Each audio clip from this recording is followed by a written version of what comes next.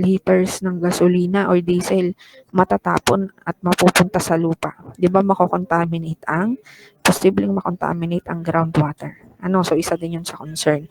Bukod sa fire, 'yun din environmental effect niya, and then syempre yung health niya, yung impact niya no sa workers of my nearby residential area. Okay, so kaya important na tama yung or nakasunod within the standard yung design ng storage tank. Okay, so meron akong ipapakita sa inyong example ng this is a result of improper storage. Itong case na ito ay LPG. So, itong facility ito ay nag-i-store ng LPG. So, meron silang LPG depot. And then, isang araw dun sa sa planta nila, nagkaroon ng sunog. So, ang sunog nanggaling dun sa LPG tank nila. Malaking LPG tank yun hindi yung LPG tank natin sa bahay. Malalaki siyang LPG tank. So, kaya nagkaroon ng sunog sa LPG tank kasi may leak pala. May nagli-leak yung LPG. Tapos, merong nagwe-welding daw sa malapit. Okay? May sparks. Parang fireworks. So, nung nagkaroon ng contact yung LPG dun sa sparks, nagkaroon ng sunog ng pagsabog. Ayan, so doon nag-start yung fire incident. Wait lang.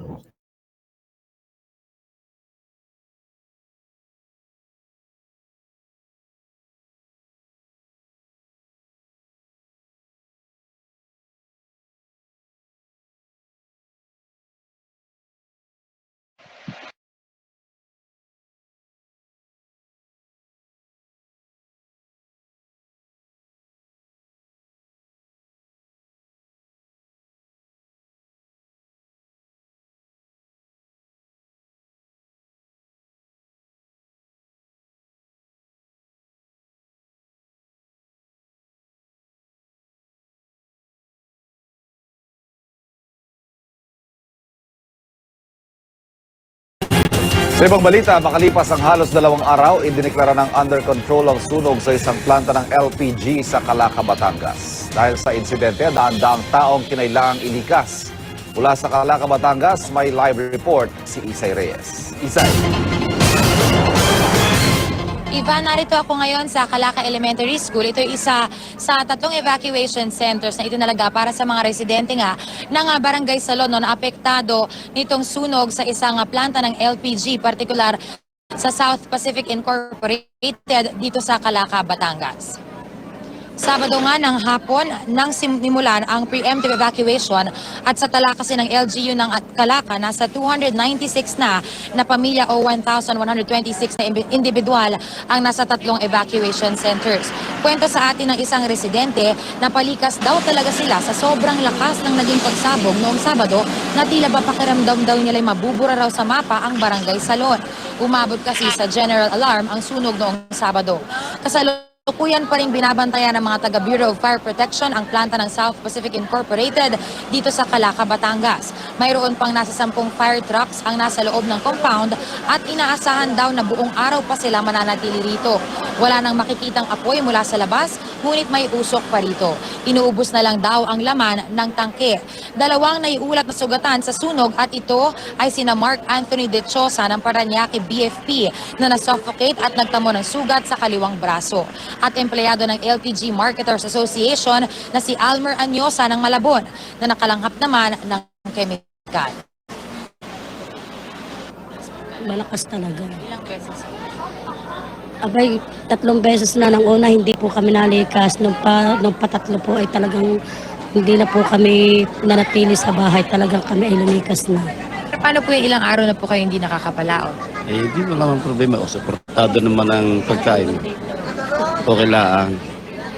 May pagkain naman dito. Okay lang. Ivan, hanggang sa mga oras na ito sa ospital yung 2 naiulat na sugatan dahil sa insidente at gaya nga ng nasabi natin kanina ay ayon sa BFP inaasahan nila na magtatagal pa hanggang ngayong araw itong ang kanilang pag-iintay na maubos yung kemikal dito sa loob ng mga tangke. Nananatili naman sa state of emergency ang buong bayan ng Calaca. sa Batangas. Ivan? Isa yung buong bayan na ang inilagay sa state of emergency. Ibig sabihin, ganyan ba kalawak talaga yung naging pinsala na idinulot ng sunog sa bayan?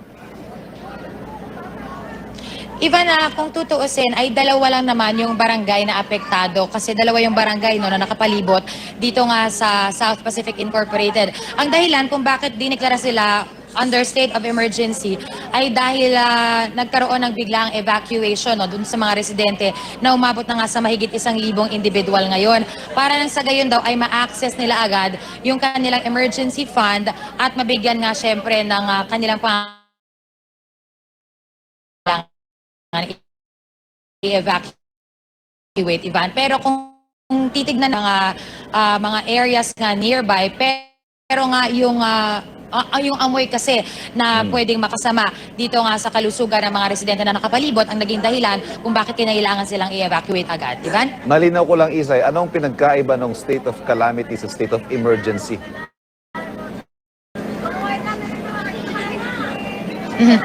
Well, ang state of, I'm sorry Ivan, let me clear that out. No? Ang buong bayan ay nananatili ngayon hanggang sa state of emergency. So, meron lang silang difference, yung state of calamity at state of emergency dun sa amount ng funding na pwede i-release nga ng local government unit.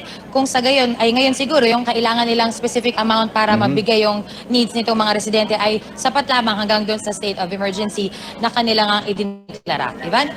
Isay Reyes, maraming salamat.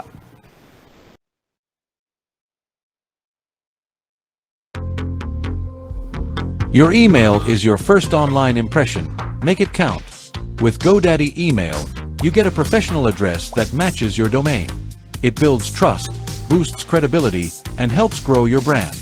Setup is quick, and your inbox is protected with built-in security. And if you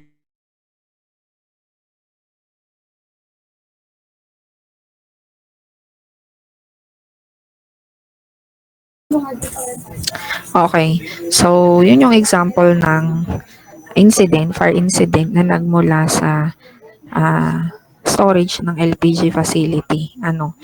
Ayan. So, hindi kung bakit nagkaroon ng fire incident doon. Kasi kung wala namang error, walang mangyayaring incident. Marami namang error. Maaring error doon sa storage tank itself, maaaring manpack lang mismo. Okay po. So, pag ako po ay nagpuputol-putol ang audio, ibig sabihin na bagal ang internet connection dito. Ayan. So, let us continue our discussion sa classification of storage tank. Sa storage tank class, meron tayong iba't ibang classification. Una ay based on pressure. Okay? So, based on pressure, we have yung atmospheric storage tank. Pangalawa ay low pressure storage tank. Meron siyang pangatlo, yung high pressure, pero hindi siya tinatawag na storage tank. Ang tawag sa kanya ay high pressure vessel. Okay? So, for this course, we will focus on atmospheric and low pressure storage tank. So let us talk about atmospheric storage tank. What is atmospheric storage tank? Ang atmospheric storage tank class are designed to operate at atmospheric pressure. O kaya naman at very low pressure. Okay? So usually ginagamit ito sa mga products like crude oil, petroleum products, chemicals, and water. Okay? So, ang standard na ginagamit for atmospheric storage tank, take note, ay API 650, welded steel tanks for all storage. So, ang cover nitong storage ng standard nito ay material selection, design calculations, fabrication, erection, inspection, and testing requirements. So, meron tayong classification pa ng atmospheric storage tank. Depende sa ating system. Pero bago natin i-discuss yung dalawang type, atin munang i-discuss ano po ba ang vent. Ano po ang vent man? Okay? So, ang vent po class, ito yung opening ng tangke. Opening siya. Ang opening ay maaaring, halimbawa, ito yung roof ng tangke natin, no? Yan. Ito yung tank natin. Ito yung roof niya. So, minsan, hindi minsan, may mga opening din yan. Pipe siya. Pwedeng ganyan lang siya, na pipe. No. Pwedeng open siya. Yan. Ganyan lang siya. Okay. Kung tubig naman, halimbawa, drinking water. Pag drinking water, yun yung gooseneck na tinatawag, nakaganon siya. Baka nakakita na kayo. Tubo siya na nakaganon. Parang goose, no? Ito, nakaganyan siya. Yan. Anyway, yan ang ibig sabihin ng vent. Opening nung tangke. Opening usually syempre sa roof. Hindi mo pwedeng sa shell yung vent. May laman. Kaya siya tinawag na vent. Kaya siya tinawag na vent? Kasi siya yung pathway or daanan ng pathway of air or vapor. Okay, pathway siya ng air or vapor.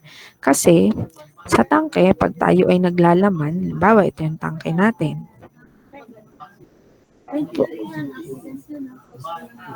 Wait lang, class.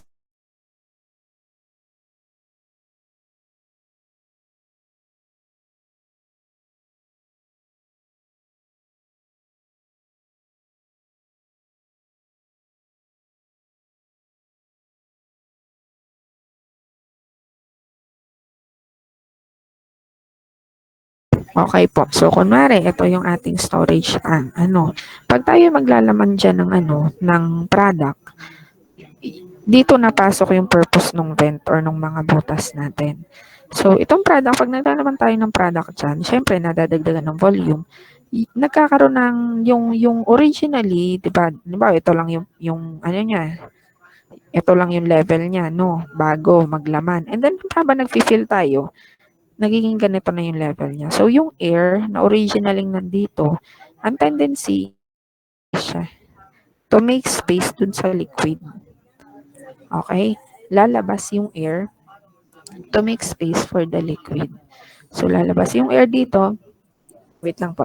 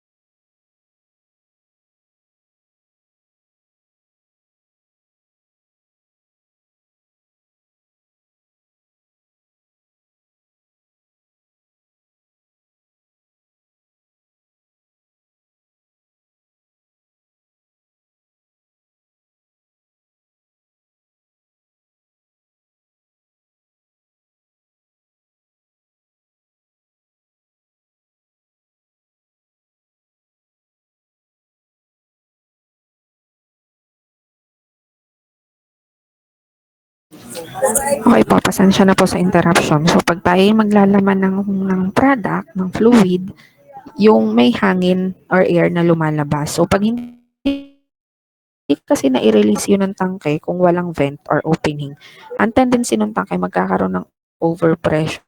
At ang overpressure, syempre may epekto siya sa tangke. Okay? So, iniiwasan natin yung overpressure. Ngayon, pag naman halimbawa tayo ay tatanggal or magre-remove ng product sa loob ng ating storage tank. So, kung tayo naman ay magre-remove ng product, so halimbawa ito yung original volume ng product. So, may nagpo-flow na product dyan, palabas. Ngayon, habang nababawasan siya, syempre, kailangan ng extra air or additional air dito sa loob. Okay, kailangan ng additional air sa loob. Kasi, pag naman walang additional air, posibleng magkaroon ng under pressure. Mayuyupi yung tangke. So, yun yung purpose ng venting system. Naintindihan, class? Sa roof yun nakakabit, ha? Vent. Class, naintindihan ang venting system. Sana naintindihan ng lahat. Okay. So, again, ang atmospheric storage tank ay two, depending on the venting system. The first one is called open vent. Ang open vent, class, ito yung in-example ko ngayon lang. Open vent means yung roof are equipped with vents that are open to the atmosphere. Open to the atmosphere siya. Example. Ito yung example natin.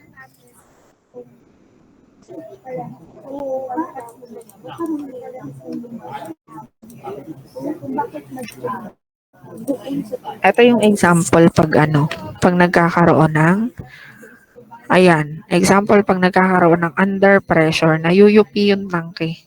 Parang naaano yung air. No? Ayan. So, ganyan yung nangyayari. Kaya may open vent. Okay? So, example ng natin, wait lang. Yan, bagang internet. Saglit.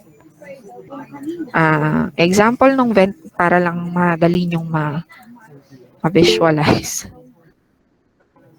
Implosion po ang matatawag. Depende sa state ng tangke. Pero maaari. Depende kung gaano kalala. Minsan kasi, nagkakaroon ng ganong incident, pero pwede pang masalvage yung tangke. Kailangan mong lamnan uli. Kasi nangyari na yung dati doon sa pinagtatrabahuhan ko doon. Ako'y nasa industry pa. Though yun naman ay hindi ganun kalala, pero still nayupi yung tangke. Anyway, na-salvage pa naman siya. Naglaman lang sila ng product and then bumalik ulit sa dating state yung tangke. Pwede siyang makonsider na implosion. Teka lang ha, nakikita nyo ka pinapresent ko. Ano ba bagal ng internet ka? Bagal-bagal naman. Ayan, ito yung sinasabi kong gooseneck. Ito ay usually ginagamit sa drinking water. Ito, gooseneck. Yan, kaya siya tinawag na gooseneck. Yan ay sa mga tubig. Downturn vent siya. Pag kasi open siya totally, kita nyo to, yan. Pag open ito totally, halimbawa, hindi siya papaganyan, hanggang dito lang siya. Kita nyo yung arrow ko, yung cursor pala. Halimbawa, hanggang dito lang siya, open siya. Alam nyo ang ginagawa, ang nangyayari, kung wala siyang cover entirely, nagkakaroon ng contamination. Halimbawa, yung mga ibon, dyan naglalagay ng nest. So, syempre, makukontaminate yung product. Hindi pwede. So, kaya yung iba naglalagay ng screen enough para hindi makapasok yung alikabok. O kaya naman, kung hindi kaya ng screen at mas talagang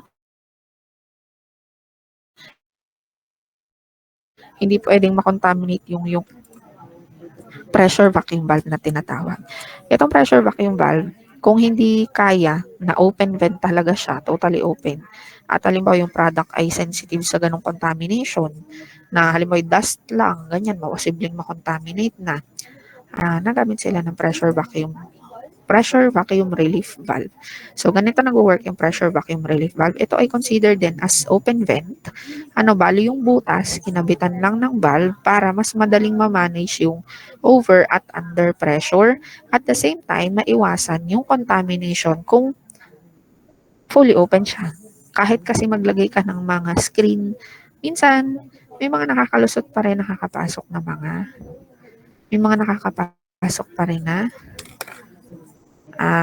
contaminants. Bawa nga ay yung mga ibon doon nag-aano ng nest. Wait lang ha. Hindi ko lang mahanap yung PRV. Ayan. May video ng PRV. lang.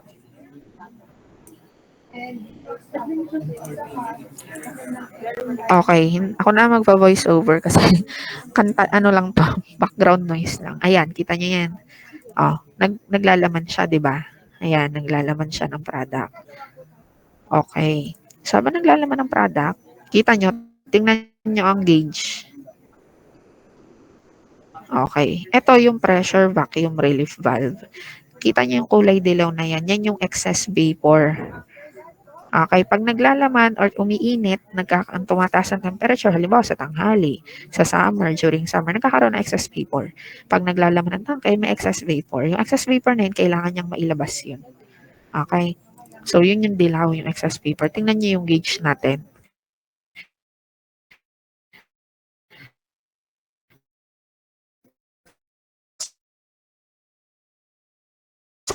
So, may gauge dyan, KPA.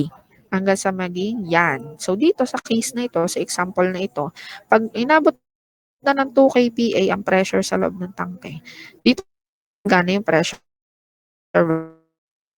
vacuum relief valve. Dito sa pressure mabigat. Yung bigat ng plate ay depende sa kung anong pressure ang kaya niyang i-maintain sa tangke. So, sa problem sa sample na ito, at 2 kPa, nagsimula siyang umangat. Pag umangat yung plate, wala dyang hindi yan hydraulic siya. Ang nagpo-push dyan ay yung vacuum mismo. Tinutulak niya yung plate pataas. So, pag lalabas siya. Therefore, relieving the excess pressure sa loob ng tangke. Okay. So, paano naman pag halimbawa nagtatanggal tayo, nagre-remove ng product sa tangke, nababawasan ng pressure sa loob, di ba? So, to avoid under pressure naman ng tangke, kita nyo yung gauge, pumapalo naman siya pababa naman siya. No? So, ibig sabihin, maaaring ito ay masyadong malamig o kaya naman pag re-remove tayo, nagtatanggal tayo ng product sa tank, ayan. So, kita nyo, umangat yung plate dito sa vacuum para to allow air inside the tank to maintain pressure and avoid under pressure. Naintindihan nyo, class, paano nag-work? Ito ay considered pa rin as open vent. Ito kasi yung vent mismo. Ito. Yan. Ito yung vent, class. Ito siya. Yan yung vent. Ngayon, maaaring open siya. Pero yun nga, mas prone sa contamination. Kaya nilalagyan na lang nila nito. Pressure vacuum relief valve. Ayan. Ayan, ito yung mga vents. Ayan, example. Although, ito ay hindi considered as vent kasi ito yung gauge. Paano nag-work? Hoy. Paki-react ko naintindihan para alam ko kung nag-play ba sa inyo yung video o hindi. Class. Si Jello lang lagi yan nakikita ko nagre-react, yung iba ay hindi. Alam kong naulan at nakakaantok, kaya lang college na kayo. Pag kayo ay nag-work ay hindi pwedeng pag naulan ay tutulog. Okay po.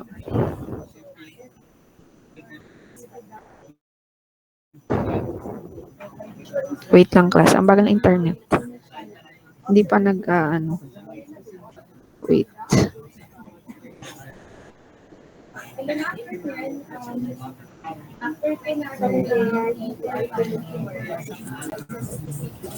Okay. So, yun yung ibig sabihin ng open vent. Again, ginagamit ito dun sa mga hindi masyadong volatile na material. Hindi ganun kataas ang volatility. Example, water, diesel, gasoline. Pwede na siya dito sa open vents, yung mga non-volatile products. Pag naman halimbawa, may mga products kasi na pwede sa atmospheric tank, pero kailangan ng blanketing facility. Anong ibig sabihin ng blanketing facility? Naglalagay sila, halimbawa ito ang tangke, ito ang product, okay? Naglalagay sila ng blanket, okay? Ang blanket usually ay nitrogen kasi ang nitrogen ay inert. So, di siya nagre-react. sa ibang chemicals. Ito yung nitrogen. Nagsiserve siya as blanket. Bakit po nagkakaroon ng blanketing facility? May mga products kasi class na hindi pwedeng mag-contaminate ng moisture. Halimbawa, hindi pwedeng makontaminate ng moisture. Halimbawa, ammonia. Ano yung mga ammonia? Pwede yan sa atmospheric storage tank pero to avoid contamination, halimbawa ay oxidation, yung halimbawa ay oxygen. Ano, pag nag-oxidize ang ammonia, delikado siya. 'Di ba? Yun yung mga product na hindi pwedeng ma-expose sa certain volume or amount of oxygen as well as moisture. Pag naman halimbawa, sa case ng mga food products, may mga food products na di pwedeng ma-expose sa moisture, kaya ni-store sila sa atmospheric storage tank with blanketing facilities. Di ba sa pagkain natin, pag alam mo, na-expose sa excess moisture, maaaring amagin or mapani. So, ganun din sa storage ng mga food products na yun. So, kaya mayroong tayong storage tank, atmospheric storage tank with blanketing facilities. Through blanketing din, nare-reduce natin yung evaporative losses. Ano bang ibig sabihin ng evaporative losses? Okay. So, meron tayong dalawang storage tank. Parehas ng laman. Ano? Parehas siya ng laman. Yung una, walang blanketing facility. May vent lang siya. No, may vent siya. Itong isa, may vent siya. May vent din siya. Pero, at the same time, may blanketing facility siya. So, closed yung vent niya. Tapos, may blanketing facility siya. Ay, sorry.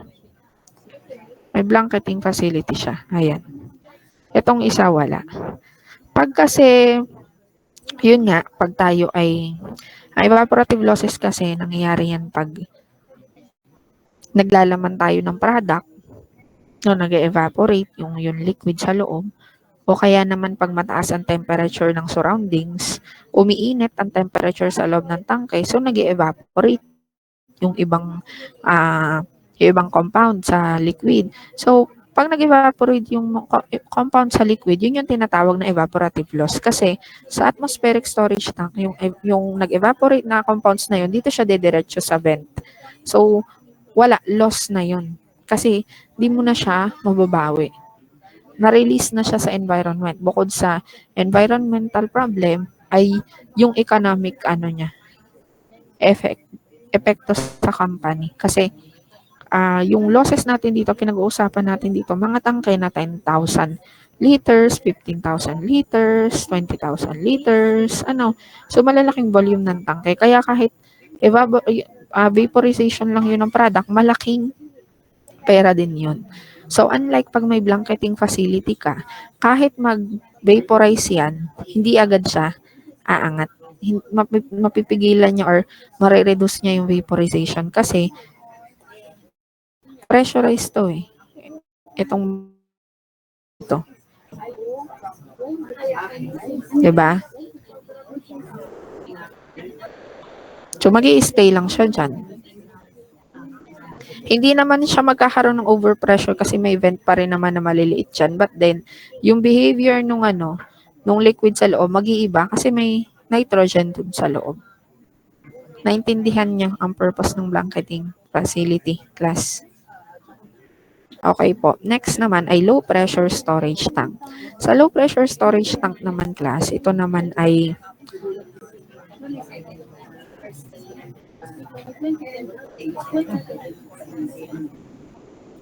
wait lang.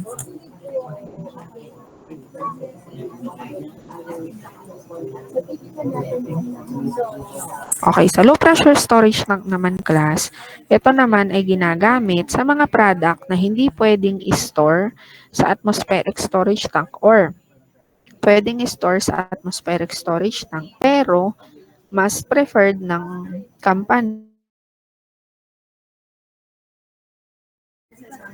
Okay. So, ano po ang difference niya? So, kung atmospheric tank, it operates at atmospheric pressure. Ito naman ay nag-ooperate at above atmospheric but below 15 psig.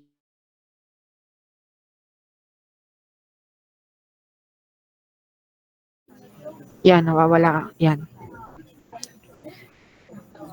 Nawawala ang ano, internet. Sorry naman. Okay na ata. Okay. So, kung si atmospheric storage tank, API 650, for low pressure storage tank naman, API 620, design and construction of large welded low pressure storage tank. Okay. So, ito ay ginagamit sa mga products na hindi pwedeng i-store at atmospheric pressure pero hindi naman kailangan high pressure. Okay, kaya nakalagay below 15 PSIG kasi pag above 15 PSIG na ang required pressure, siya ay sa pressure vessel na i-store. Pressure vessel na ang tawag doon. Okay? So, ito yung mga tangkay na typically ginagamit for storing products that require slightly higher internal pressure than atmospheric tanks can provide. Okay? Halimbawa ng mga products na ini-store sa low pressure storage tank ay halimbawa LPG, no, ammonia, okay, naphtha, wala pong nakalagay dyan, isulat nyo. Yan, okay. Yung mga petroleum products like BTEX, alam nyo gan BTX, BTS lata ang ano. Benzene, BTX stands for benzene, toluene,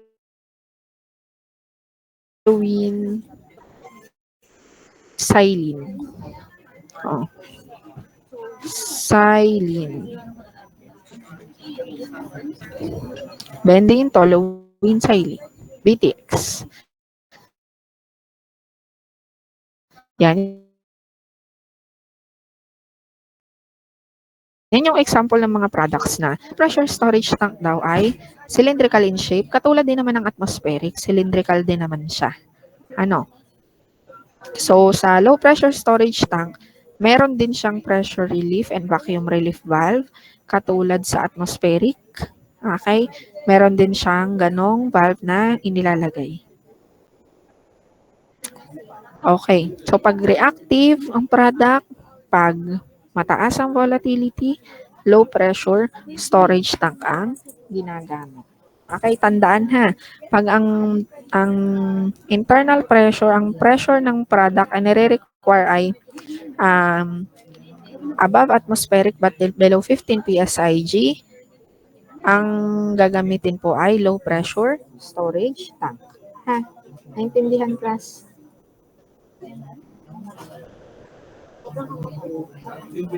Malinaw ha.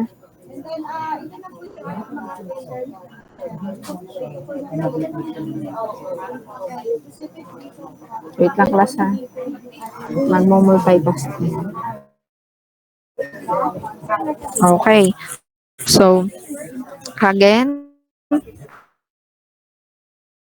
atmospheric storage tank, atmospheric pressure above atmospheric but less than 15 PSIG. Okay. Okay. So, dagdag nyo dyan ha. Pakidagdag dyan. Sa low pressure storage tank, tandaan nyo, nalito kayo. Ang sabi kasi ni ma'am, internal pressure. Pag ang vapor pressure ng isang product ay, ang TVP or true vapor pressure ng isang product ay above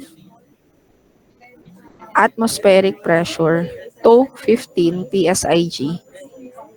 Okay? Ang vapor pressure ng product, i-vapor pressure ha, or TVP, true vapor pressure. Sa low pressure storage tank siya i-store. Tandaan nyo ha, sinabi ko yun sa inyo pag lumabas sa exam. Pag naman halimbawa, ang vapor pressure ng isang product, ang TVP niya, ay atmospheric pressure, ibig sabihin, ano ba yung pressure at ano natin at fixed roof tank yung ating atmospheric storage tank. Pag siya ay 2.5 PSIG. Pag less than 2.5 PSIG, siya ay i-store sa fixed roof tank. Yan nga, ulan na.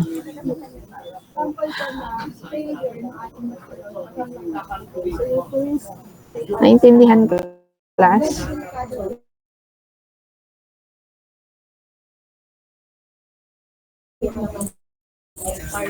Pag ang TVP natin, TVP ng product, i-store siya ay sa low pressure storage tank. Pag naman halimbawa na ang TVP is less than 2.5 PSIG, siya ay pwede sa atmospheric storage tank. Naintindihan, class? Malinaw yun ha. Sinabi ko yun sa inyo. Okay. Wala yun dyan, isulat nyo na lang. So, let us talk about roof design. So, punta kayo dun sa page, ano na bang page nito? Page ng inyong module. So, meron tayong iba't ibang classification ng tank, depende sa roof. Depende sa bubong. So, meron iba't ibang shape ng bubong. Una, ay ang roof natin ay fixed roof tank. Pag sinabing fixed roof tank, ay yung bubong, ito ang bubong natin ha. Itong bubong na ito ang bubong. Conical siya. No, conical shape yung bubong. Ayan. Ang bubong natin ay welded sa shell. Class, ito ang shell.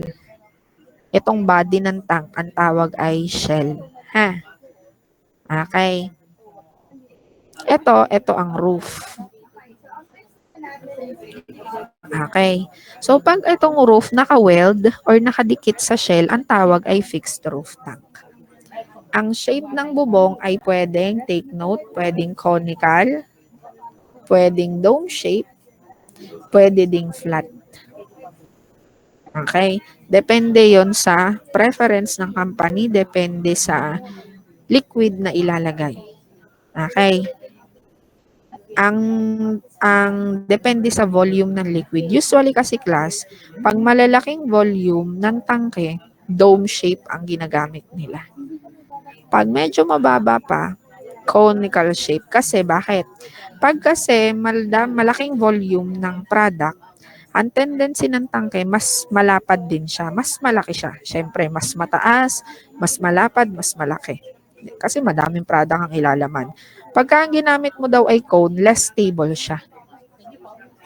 Dahil pag nag-free body diagram ka dyan, makikita mo na mas less stable ang cone kaysa sa dome. Dome shape siya, mas stable siya. Pag malalaking volume ng liquid. Ha? Wala yun dyan. Inyong tatandaan yun. Okay. So, pag fixed roof tank, pwedeng siya ay atmospheric. No, pwede din ang isang fixed roof tank ay pwedeng low pressure. Again, hindi automatic na fixed roof ay atmospheric. Hindi automatic na low pressure ay na fixed roof ay low pressure tank. Ito ay tank types ng tank based on operating condition. Ang pinag-uusapan natin ay based on roof type. Ha? Okay. So, pag atmospheric, maaaring mayroong blanketing facility.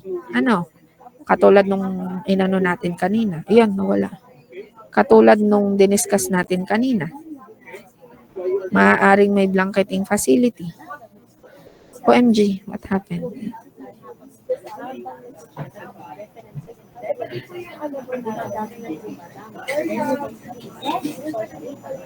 Ayan, nawala na. Ayan. Wait lang ha.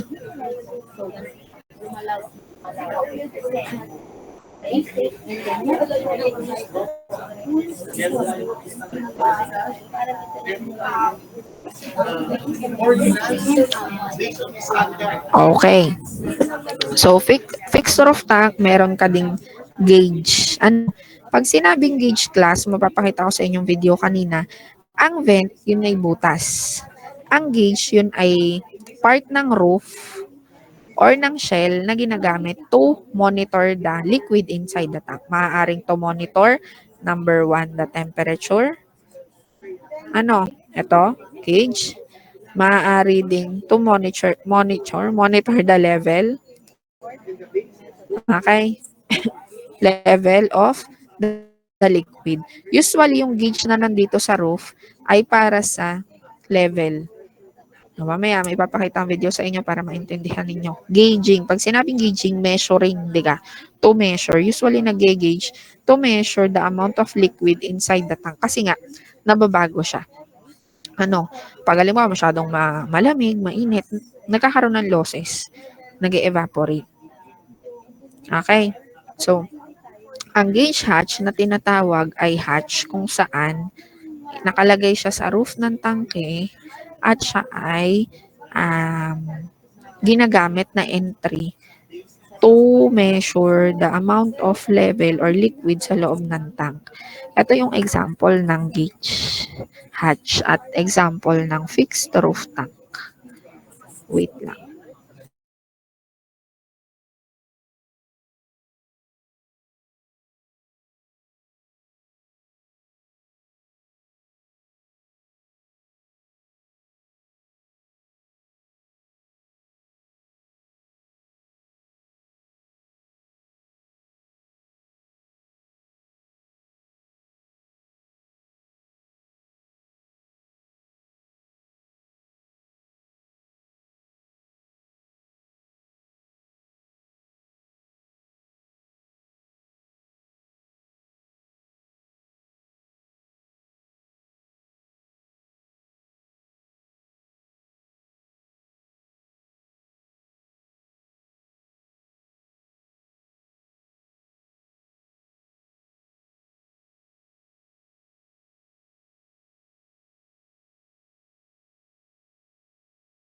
Okay, class. So, this is an example of yung fixed roof tank. Itong fixed roof tank na ito is a dome-shaped tank. Ayan. So, kung mapapansin nyo, dome-shaped siya. At usually, pag dome-shaped yan yung mga pangmalalaking volume na matataas na capacity. Ayan. So, ito yung sinasabi ko na habang naglalaman tayo ng tangke, yan, nagkakaroon ng vaporization. Kita nyo yun, yan yung mga kulay blue na yan. So, yun yung vaporization na nangyayari. And then, shape na roof. Ayan. So, ito naman yung example ng ng tank gauging. Etong example na to ay automatic tank gauging na siya. Hindi na siya yung mano-mano. Kasi pwedeng mano-mano yung tao ang magme-measure. For labor expenses. Date, Monday, September 29 at 3:40. Ayan. So, may gauge, may receiver. Ayan. Ito, automatic. Automatic siya. Meron siya ditong sensor. Nandito yung,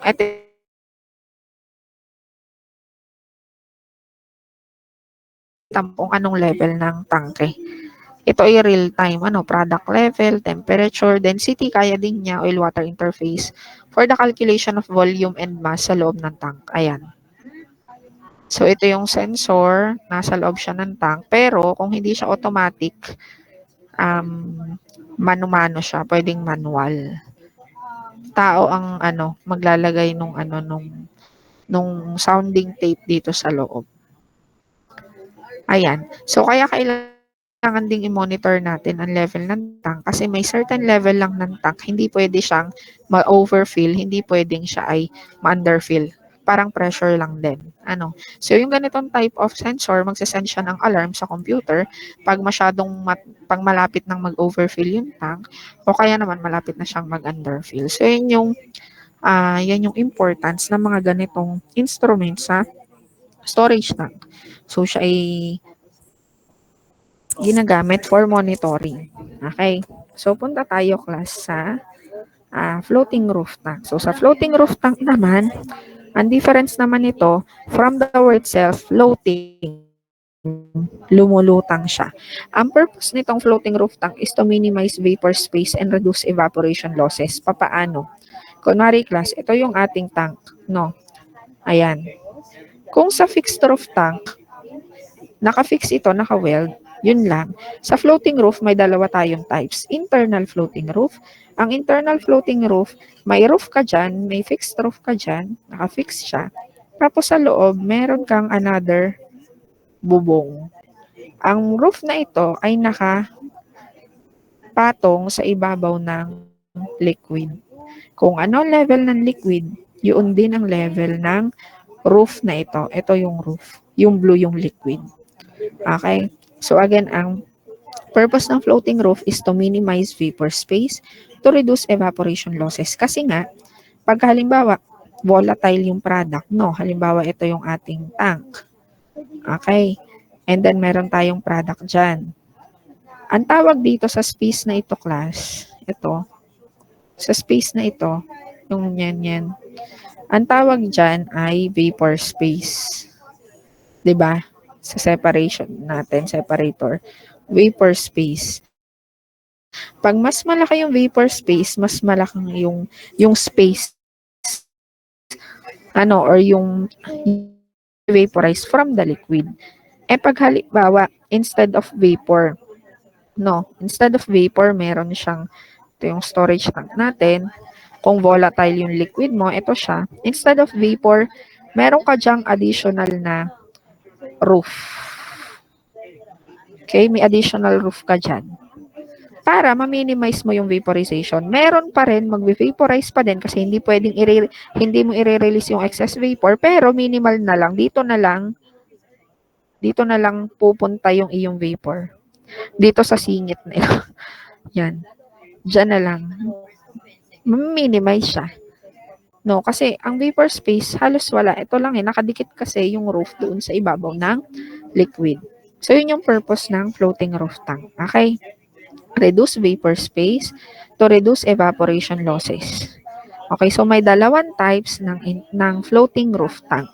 Una, class, ano sabi dito sa ating lecture notes? The first one is called internal floating roof.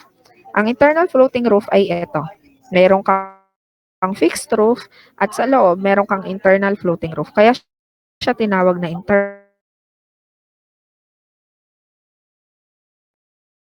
of the stored liquid.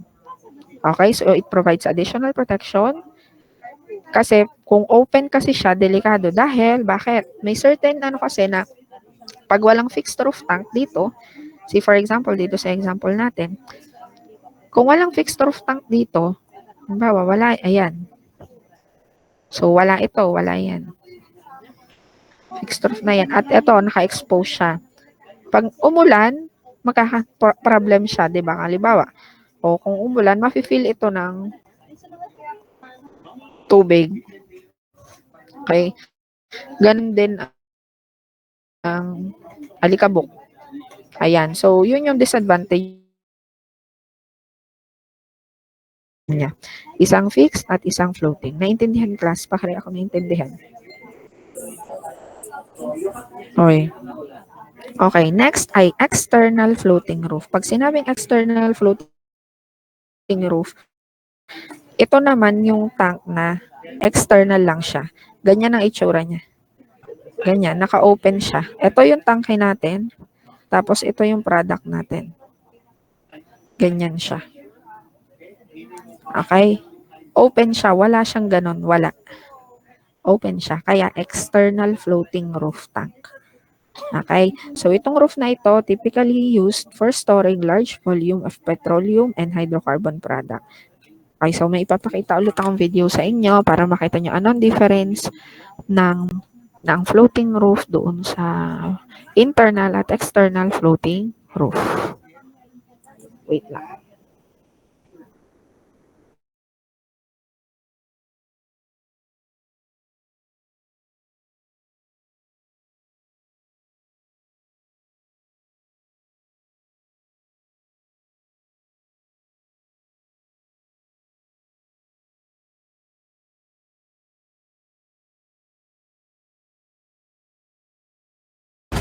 Stand out. Storage Tech, internal floating roofs, an Agar brand.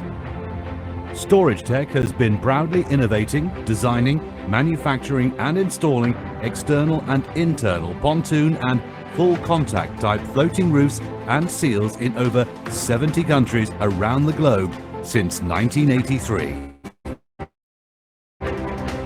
Our high quality and economical floating roofs are used in the oil, chemical and petrochemical industries.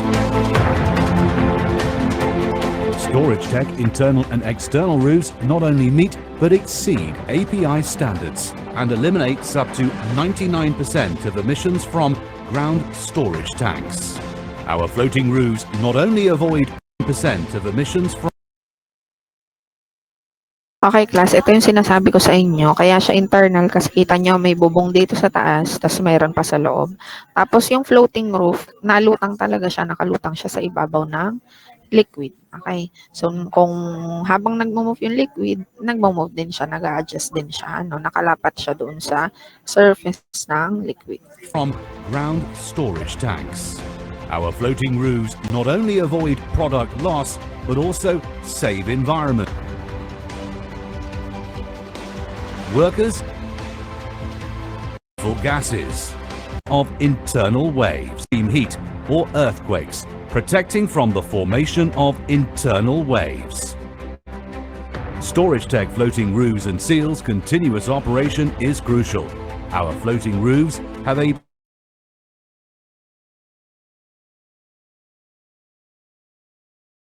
Each internal floating roof is custom made and designed as per customer specification. Storage Tech pontoon type internal floating roof consists of cylinder-shaped floats, which are engineered to float even under extreme conditions, such as earthquakes or high product flow. Pontoon type IFR is composed of structures, floats, metal sheets and seals. We use in-house software to design IFR, choose the quantity and location of the floats. Customers can easily install our floating roofs even without our supervision.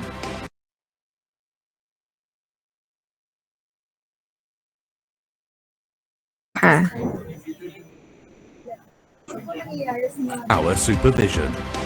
Customers can easily Ayan, tatandaan nyo itong pontoons. IFR, choose the quantity and location of the Wait floats. Eto. Kita nyo yan, yan yung pontoons. Tatandaan nyo yan kasi yun yung next topic natin, type of external floating roof tank. Para hindi na kayo, ayan. Ito yung pontoons, yan. Yan yung support doon sa sa roof ng tanke. Can easily install our floating roofs even without our supervision. Storage Tech full contact internal floating roof panels are made from aluminium or stainless steel metal housing that is filled with rigid polyurethane foam. Storage Tech MegaFloat full contact floating roofs consist of aluminium or stainless steel metal blocks and designed for highly corrosive and volatile products. Full contact type IFR is composed of sandwich panels or blocks along with structures and seals. They are easy to carry, assemble and disassemble for revision. Both full contact IFR are easy to install just like a puzzle with no gap. Eliminates vapor space below floating roof. Maintenance free, easy to install, durable and maximize structural strength. Provides compatibility with shoe seals, standard equipment. Decreases vapor loss even further by using tighter, stronger sealing and longer product. Ergil Storage Tech is your specialist in emission control with internal floating roofs.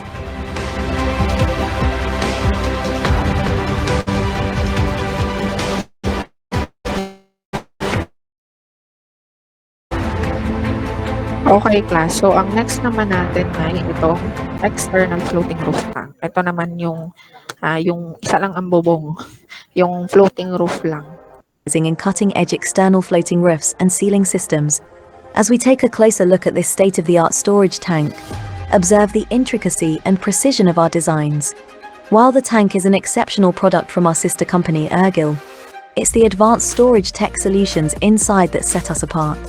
Our 3D visualization reveals the expertly crafted external roof, seamlessly integrated with the fluid and other components to ensure optimal performance and safety.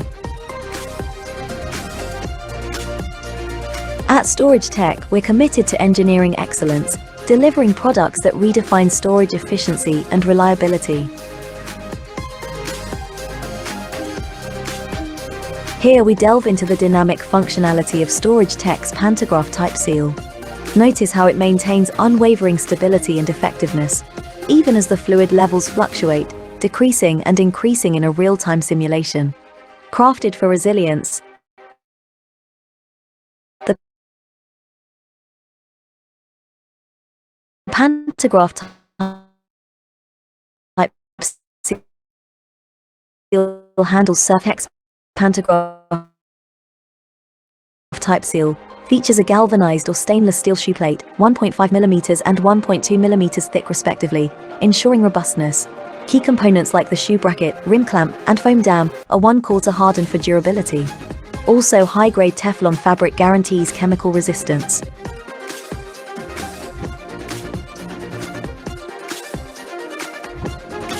Now let's examine the scissor type seal. This seal is engineered for enhancing material strength while reducing weight, ideal for securing light and corrosive storage products. It's uniquely designed to cover openings up to 200mm, functioning effectively within a 100mm tolerance range. What sets it apart is its superior spring system, which effectively accommodates up to 300mm rim width, maintaining maximum efficiency and adaptability. The scissor type seal, crafted with precision and care, is a perfect example of Storage Tech's commitment to providing adaptable and robust sealing solutions for a wide range of storage needs.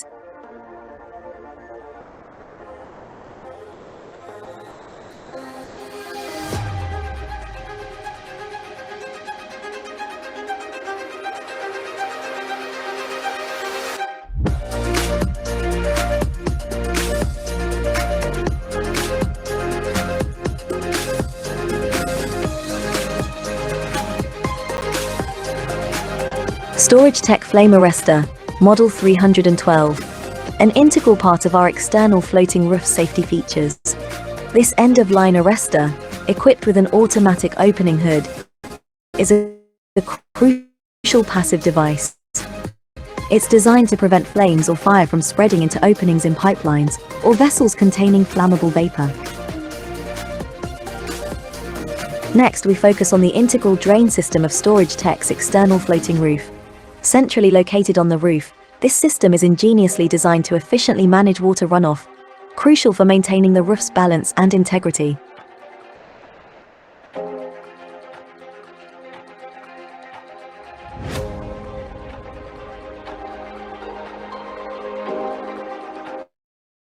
Alongside, observe the strategically positioned support legs. These are Okay, kung mapapansin nyo dun sa video, kahit dito sa legs may mga vent siya. Nagkakaroon pag halimbawa ay tumataas or bumababa yung level ng liquid, nagre-release siya ng excess air, excess pressure from the air. O kaya naman ay ganun din naman pag halimbawa ay bumababa yung pressure sa loob. So meron ding venting system sa ganito kasi itong ganitong type of tank, external and internal floating roof, ay ginagamit pag mataas ang volatility ng material. Ito ay sa sa atmospheric storage tank.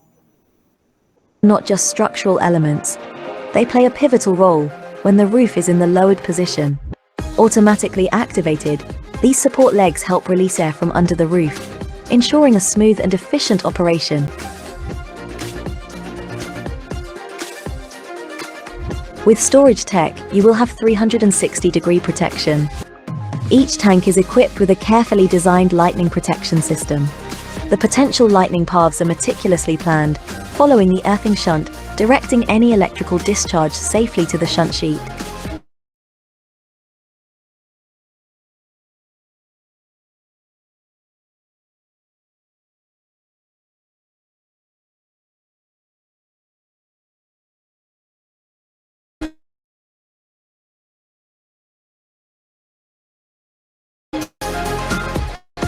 Regardless of surrounding the tank tops, our firefighting elements are always at the ready.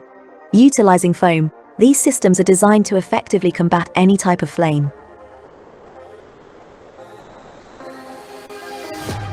The surface structure of our external floating roofs is specially designed to be robust and durable, engineered to withstand the forces of earthquakes and negate wave action.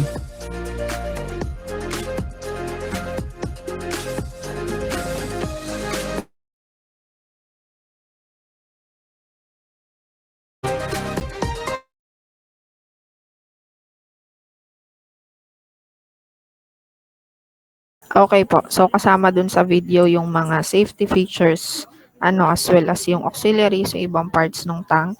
Inano ko na din siya, isinama ko na din doon sa presentation para magkaroon kayo din ng idea paano ba halimbawa ay nape-prevent yung halimbawa ay leaks, and then kung halimbawa merong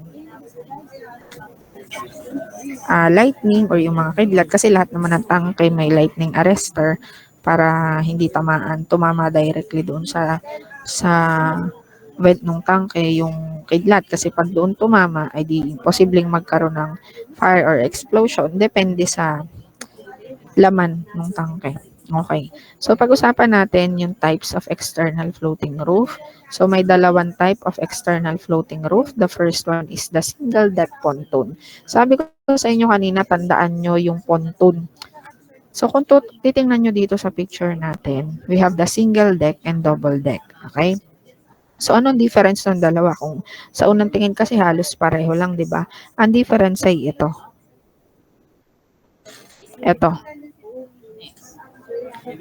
Ito yung pontoon. Okay, yan. Bakit ba? Wait lang. Yan, mali. Ito siya. Ito. Okay. Ayan yung pontoon. Ito. Huwag niyo pansinin yung straight line. So, dun sa una class, dito makikita nyo, isa lang siya. Ito lang, isa lang. Okay, yun yung pontoon. Ito sa second one, double deck, dalawa siya. Okay, so pag-usapan muna natin yung single deck. Yung single deck pontoon, ito ay ginagamit siya pag halimbawa yung diameter ng tank ay hindi ganun ka laki. Pag kasi mas malaki, pansinin nyo, alin ang mas malaki ang diameter? Ito or ito? Yung pangalawa, 'di ba? Kaya pag kasi masyado ng malaki yung diameter nung tank, nagiging less stable na yung pontoon. Less stable na siya. So kaya nag-i-install sila ng panibagong pontoon dito for support. Okay. So yung single deck pontoon features a single deck that flows on the liquid surface supported by pontoons. Ito siya. Yung pontoons. Yung pontoon compartment are sealed, which ensure that the roof remains afloat even if the deck is partially damaged. Ito, yung deck natin. Okay? It offers less strength and integrity compared to double deck. With double deck pontoons naman class, ito naman ay syempre, mas stable siya compared dun sa single deck. Yun nga lang, of course, mas mahal siya. Kaya hindi lahat ng tangke ay double deck, depende nga siya sa design, sa diameter, sa height. Kung kailan lang kailangan ng double deck, doon lang. Okay? So, yun lang yung difference nung dalawang type of external floating roof. For construction practices class, historically daw, yung tank natin are riveted or bolted. Riveted, example ng riveted ay, wait lang.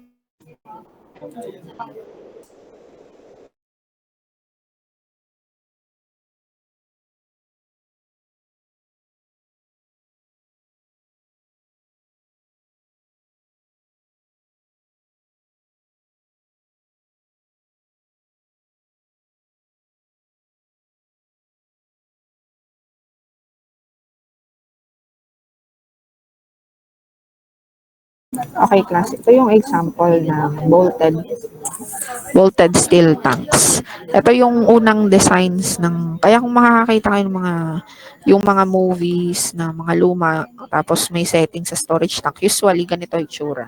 Ito yung riveted or bolted. Yan, ganyan.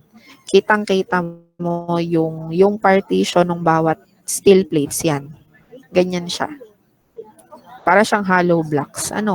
Riveted or bolted. Okay, so yun yung connection. Ibig sabihin, connection yun ng storage tank, riveted or bolted. So yun yung sinaunang connection ng ng steel sheets to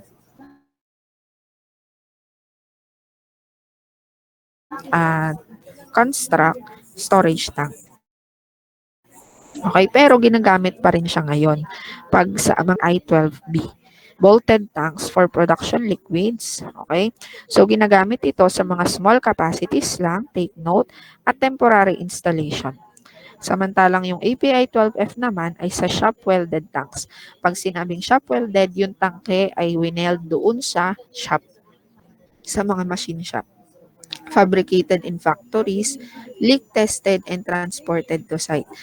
Ang example nitong mga shop-welded tanks ay yung tangke ng tubig natin sa bahay. Ano?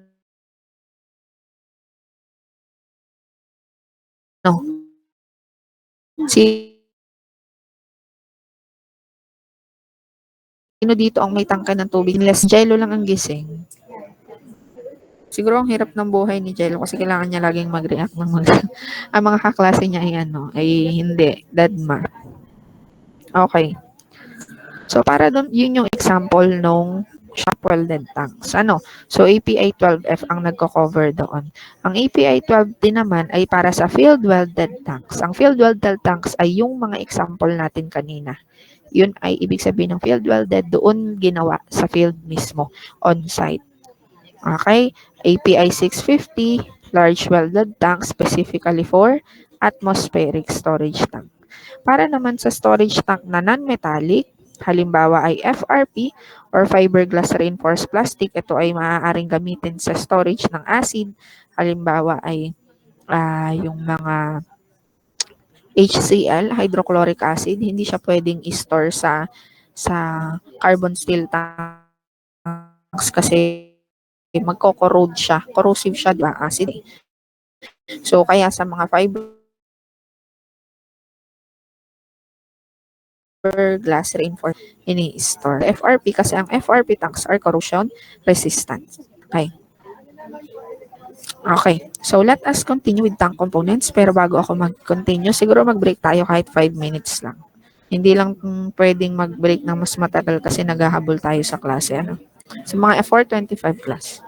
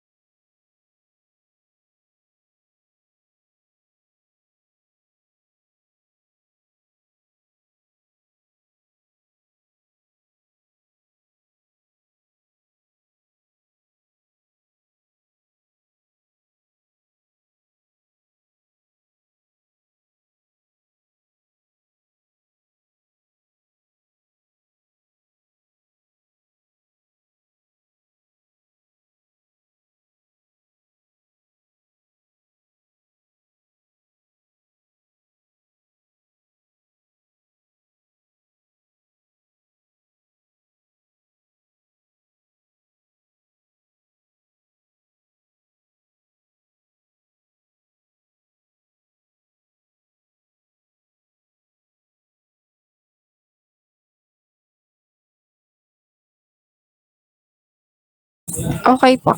So, continue tayo with the tank components. So, ang tank components natin, i-discuss natin yung mga na-discuss na din natin kanina. Okay? So, may mga tank components tayo sa roof, sa shell. So, i-discuss natin muna ay itong atmosphere relief system. So, ito yung pressure vacuum. Ito class yung pressure vacuum na diniscuss natin. Pressure vacuum relief valve, yung pinakita kong video sa inyo. And then you have yung gauge hatch. Dito sa gauge hatch, yung pinakita ko kasing video sa inyo ay automatic. Pero pag manual, itong gauge hatch na to, ito ay nabubuksan, close siya, now open siya. Pag inopen siya, dito halimbawa ito yung tao. Ayan yung tao. Maglalagay dito ng sounding tape.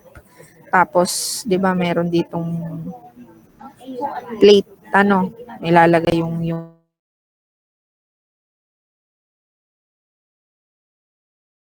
sounding tape. Yung sounding tape sa dulo nun may metal. Para siyang medida na may chan. Tapos dun sa sounding tape may nilalagay dong paste para ma-determine kung mag-iiba yung color ng paste pag nagkaroon ng contact sa liquid at sa water. So through this manual gauging, ma-determine mo ang una, level ng tubig. Pangalawa ay water content. Minsan kasi nagkakaroon ng tubig at yun yung binabantayan din. Okay? Naintindihan po, class? Okay, ito yung tank found.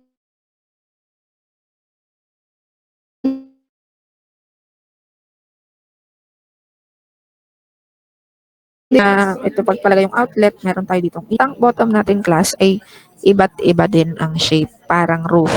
Pwedeng siya ay pababa. Pwedeng siya ay pataas, yung bottom. Pwede din naman siya ay conical. Dome shape. Depende sa design. Anyway, etong butas na ito yung manhole. Ang manhole, ang purpose niyan is for maintenance. Okay? Ito naman ay nozzle. Pwedeng kumuha ka dito ng sample dito. Kung kailangan mo ng sample na mabilisan, pwede dito. So, ito ay closed din siya, parang manhole. Ino-open lang pag kailangan. Ito naman ay band compound or tinatawag na band wall. Band wall ay bakod sa storage tank. Ma'am, bakit kailangan ng bakod? Kasi para pag nagkaroon ng leaks or spills, diba, nagkaroon ng spills dito, kunyari itong kulay blue, mako-contain yung spill within the band wall. Hindi siya kakalat sa ibang area ng planta.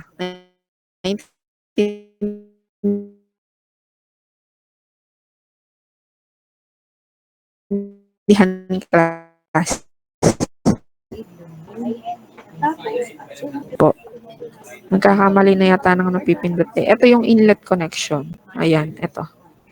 Ang inlet connection, class, pwedeng sa taas, pwedeng sa baba. Ito again, ito yung tank shell natin, merong hagdan. Ayan. So, iyan yung ilan sa storage tank component. Ilan lang yan. Okay, so pag-usapan natin dito sa table 4.1. So, sa table 4.1, ang first naman natin ay, discuss natin ay shell. So, ang shell natin ay yung body ng tank. Ang shell, galing siya sa metal plates na pinagdikit-dikit through welding. Okay, so this is the main structural containment. Okay, so it resists hydrostatic wind and seismic load. So later on, didiscuss natin ano ba yung hydrostatic wind and seismic load.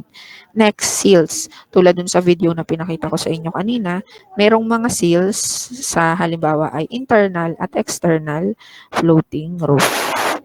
Okay, so sa floating roof, kailangan ng seal kasi nga, lalo sa external, dahil mas madaling makontaminate yung product pag floating roof. Ang isa pa, ang purpose ng seal is to minimize vapor losses. Okay, and to control VOC emission. Ito yung mga relevant standards, basahin nyo na lang. Tapos, para naman dito sa vents, okay, sa vents naman, yung pinag-usapan natin kanina, yung diniscuss natin kanina, it allows pressure equalization. It allows the tank to breathe in and breathe out. Pag kailangan maglabas ng excess vapor, at kailangan magpasok ng additional air. So, yun yung purpose ng vent for tank breathing in general. Okay? May mga emergency vent din in case magkaroon ng fire exposure yung tangke. Ang access point natin ay manhole. Pag halimbawa ay tank maintenance, so manhole dadaan yung workers. Nozzles, ang nozzles ay may iba't ibang purpose tulad ng pinakita ko sa inyo ngayon. Maaaring nozzle doon sa ilalim, pwede kang kumuha ng product doon o kaya naman for drainage. Para ma-drain yung tangke bago linisin or bago mag-undergo ng maintenance yung tangke. Okay? Hatches for inspection, halimbawa ay sa roof ng tank, may mga hatch doon.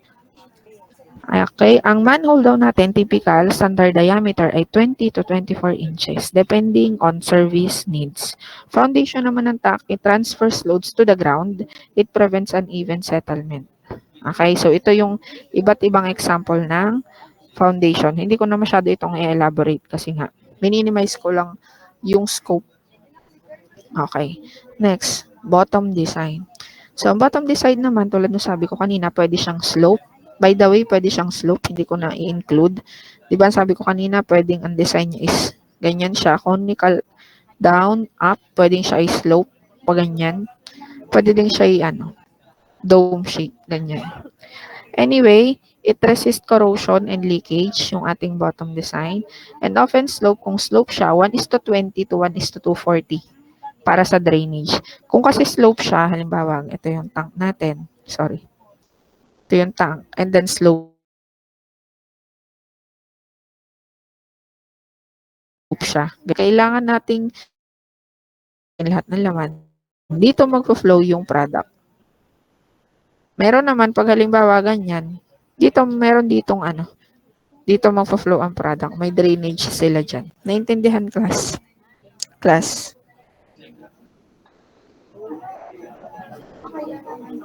Okay po.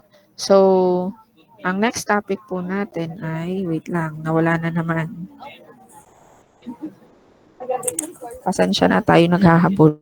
Kahit gusto kong itigil na ang klase, hindi pwede. Dahil tayo ay naghahabol ng klase. Ako ay masakit na din ang lalaman na pa akong alas 7 dered. Again, hindi yan lahat. Bakit? Ano nangyari? Wait lang. Bakit ka puro sad drinks, mga sad boy?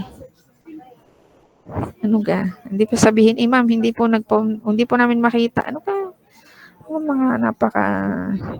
Mga eksena ng mga ito. Okay. Next, tank shell. Again, yung tank shell natin, yung cylindrical wall ng storage tank, it provides the structural containment ng hydrocarbon. So it must be designed to withstand hydrostatic pressure. Ang hydrostatic pressure class ay nanggagaling sa liquid. Pagtaas ng level ng liquid, okay?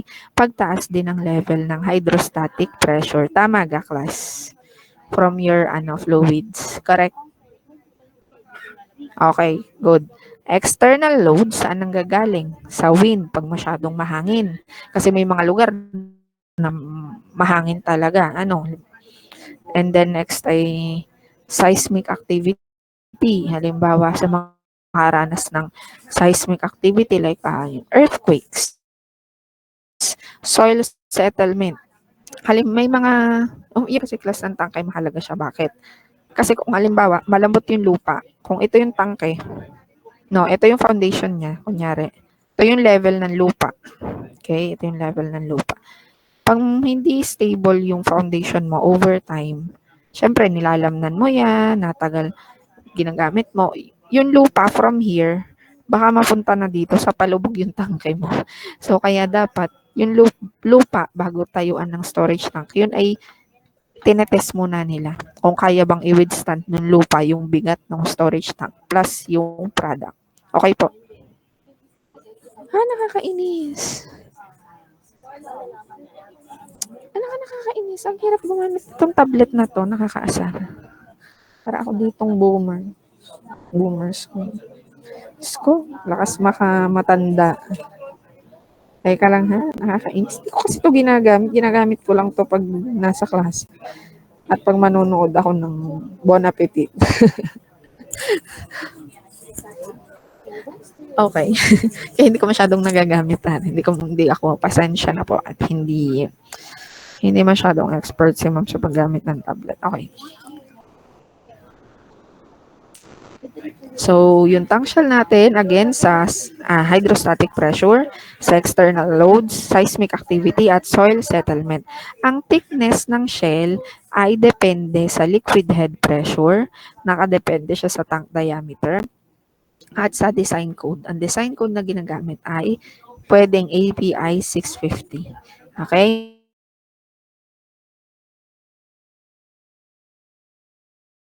Ensure destructive natin ay X-ray. Okay, X-ray. Ano pa yung mga ultrasonic, electrochemical test. Ayan, yung mga ensure na maayos yung pagkaka-weld ng metal plates ng tank shell. Okay, under yon ng API 653. Ang tank shell dito sa Pilipinas must be able to comply yung proper spacing under RA 9514. Ano pong ibig sabihin? Kunyari, ito po yung tangke natin.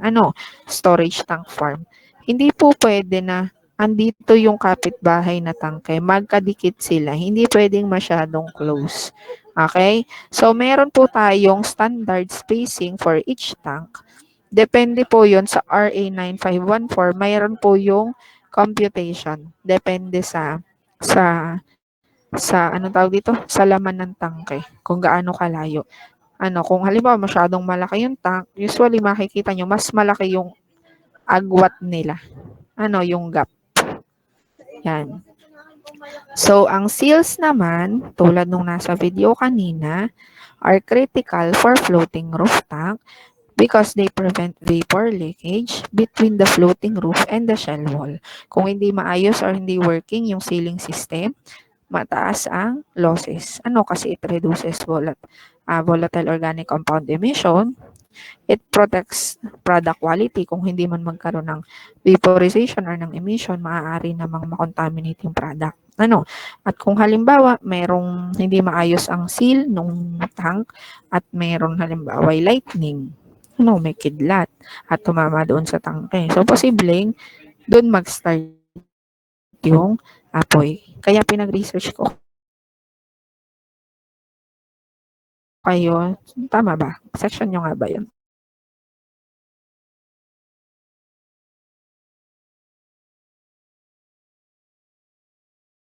Wala na. Yan, nawala na ang internet.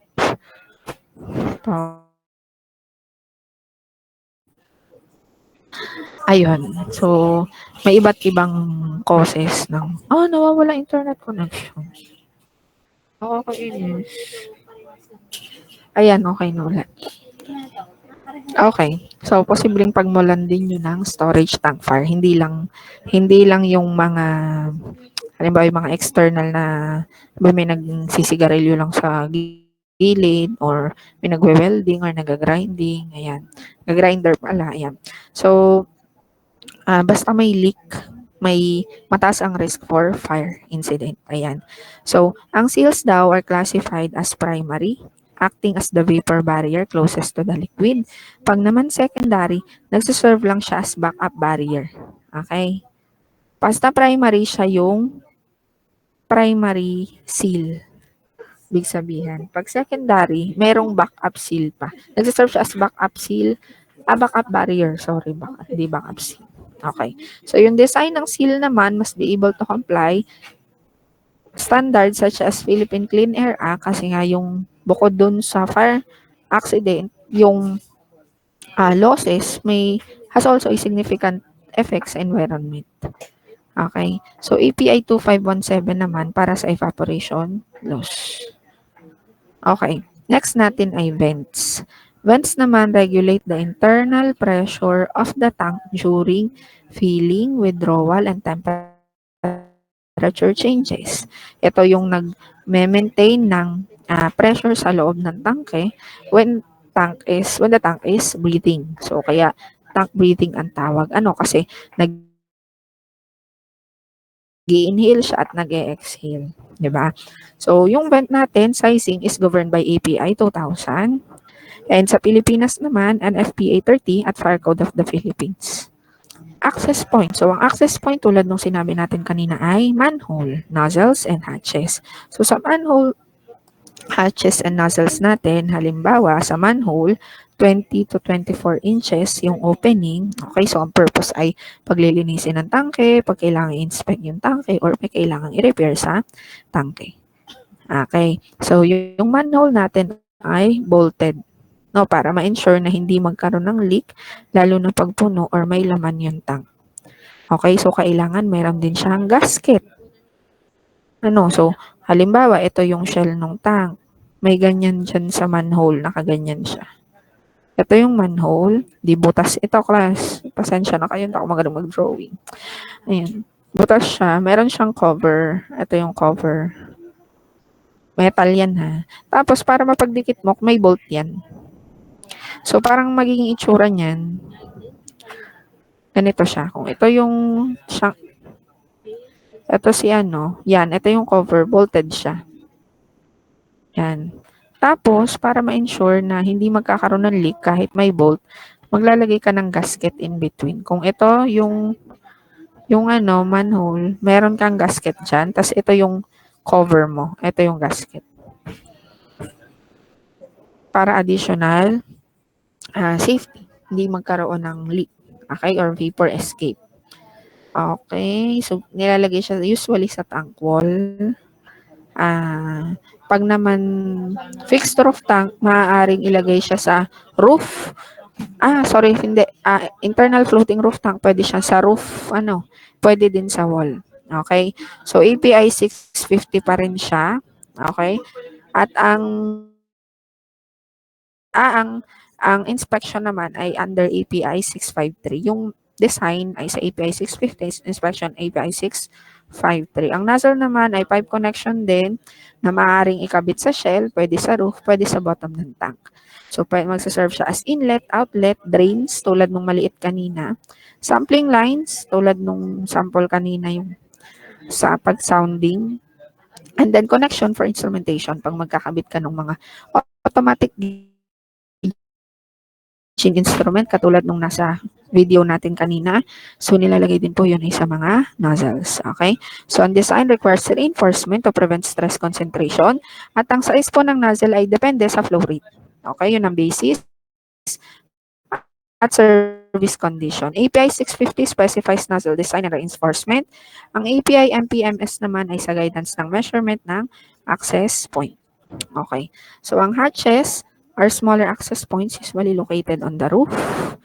Roof ha, pag sinabing hatch, roof, designed for sampling, gauging, and ventilation without requiring full personnel entry. Ang gauge hatch, na-discuss ko na sa inyo kanina. Vent hatch, same din sa vent. Almost the same as vent. And then, ito yung mga API standards na applicable sa kanila. Basahin nyo na lang yan. Foundation naman, supports the tank and its weight evenly in the subsoil, minimizing risk of differential settlement or tilting. Pwede kasing magkaroon ng tilt. Tumagilid yung kaya kailangan meron kang foundation. Okay. So, ang type ng foundation includes ring wall concrete foundation, slab foundation, and compacted soil foundation. Okay. Ito yung design references for foundation ng storage tank. Sa bottom design naman, it must resist corrosion, leakage, and soil. Kasi ang bottom ang pinaka-exposed pa rin niyang ma-withstand ang corrosion, leakage, and soil side degradation. So sabi, ang tank bottoms daw are often slope slightly. So nakatabingi siya ng kaunti at ito yung range ng sloping. Okay. Ang roof support naman depends on tank type. Halimbawa, kung fixed roof tank, pag malalaki kasi yung fixed roof tank, kunyari, ganyan siya. Yung fixed roof tank, malaking diameter. Usually, kailangan na ng support dyan. Parang may nakatukod na metal. Yun yung rafters, girders, yun. Column support, ayan. May nakatukod dyan para hindi bumigay hindi mag-bend yung roof. Kasi kung halimbawa masyado ng malaki, ang tendency ng roof magaganyan siya. Magbe-bend siya. So, kaya naglalagay sila ng support doon sa roof. Ito ay pag malalaking diameter na ha. O kaya halimbawa, maliit lang yung pero bumibigat dahil may snow. Syempre, mabigat yung snow nandito. So, mabigat yun. Kaya, para dun sa mga lugar na madalas magka-snow, ayun, naglalagay sila ng mga ganyan support. Ang disadvantage nga lang pag may mga ganyang columns or support, di mas prone sa corrosion. Kasi pag dami ng welded connection, pagtaas ng chance for corrosion. Okay, kasi doon nagmumula ang corrosion doon sa mga welded or welding connection. Okay, para naman sa floating roof tank, since buoyant yung roof, meron pa rin siya mga support, di ba? Kita nyo kanina sa video. So, yung mga pontoons, yung double deck structures, single at double deck pontoons, yun ay included in sa roof support. Okay, so ang design requirement ay APS 650. Things naman natin class are components installed on the roof of storage tank to provide operational access, measurement, and safety function. Designed to maintain the tank's integrity, safe handling, and control emission. Ito, naulit na din to, gauge hatch. Okay. Open temporary while preventing excessive vapor loss. Sample wells. So, pwede na din gauge hatch ito. Dito sa sample well, para din siyang gauge hatch, pero dito pwede kang kumuha ng sample. Maibababa ka lang din tape doon. Tapos, pwede ka nang kumuha ng sample for laboratory testing para makita mo, kunyari, kung may contamination ba, ma-check, or okay naman kung may liquid contamination, water contamination, okay naman yung mga solids contamination. Okay. Pressure vacuum relief, na-discuss na natin ito. And then, Ayan.